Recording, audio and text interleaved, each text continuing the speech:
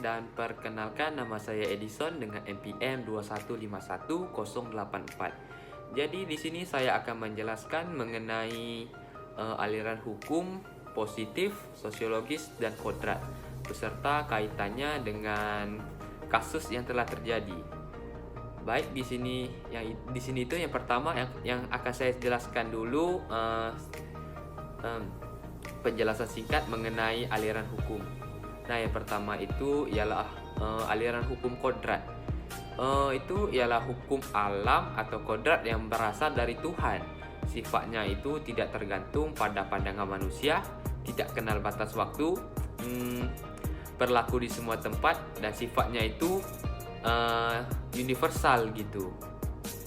Nah, yang kedua itu ialah hukum positivisme, yaitu hukum yang sangat mengagungkan hukum yang tertulis dan menganggap bahwa tidak ada norma hukum di luar hukum positif gitu. Jadi bagi aliran ini semua persoalan dalam masyarakat itu harus diatur dalam hukum yang tertulis. Sikap penganut aliran ini dilatar belakangi oleh penghargaan yang berlebihan terhadap kekuasaan yang menciptakannya. Mereka itu menganggap kekuasaan itu adalah sumber hukum dan kekuasaan itu adalah hukum itu sendiri gitu. Nah, selanjutnya itu ialah aliran hukum sosiologis, yaitu memisahkan secara tegas antara hukum positif dengan hukum yang hidup di dalam masyarakat. Aliran ini menyatakan bahwa hukum yang baik haruslah hukum yang sesuai dengan hukum yang hidup di dalam masyarakat gitu.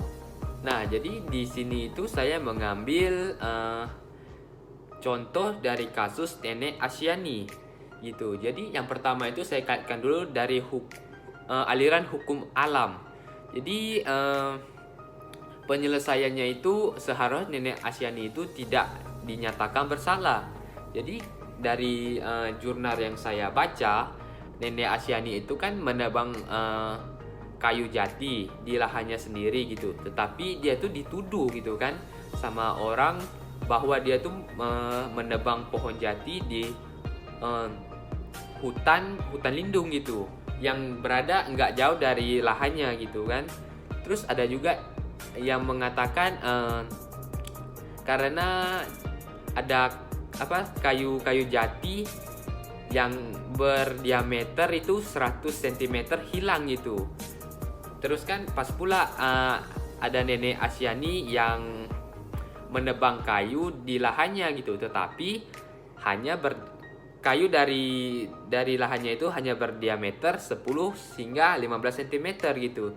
Jadi kayak nggak make sense gitu kan kalau ada yang menuduh bahwa Nenek Asyani ini telah menebang pohon jati di hutan lindung gitu. Jadi nggak masuk akal gitu kan. Soalnya 100 cm itu kan terlalu besar.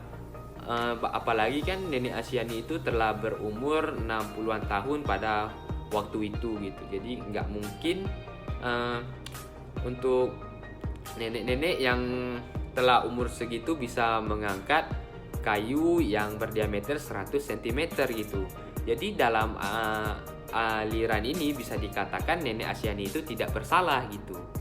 Nah, kemudian itu jika kita kaitkan dengan hukum positivisme, Nenek Asyani itu bisa saja dikatakan bersalah karena telah menebang kayu dari hutan gitu.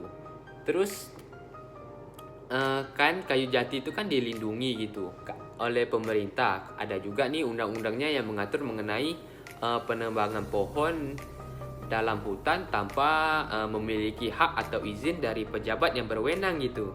Nah, tapi masalahnya kan Nenek Asyani ini menebang pohon jatinya itu di lahannya sendiri gitu. Apakah bersalah? Nah, menurut saya sih nggak bersalah. Itu kayak kasusnya itu sangat dipaksakan oleh hukum itu. Nah, selanjutnya itu kaitannya dengan aliran hukum sosiologis.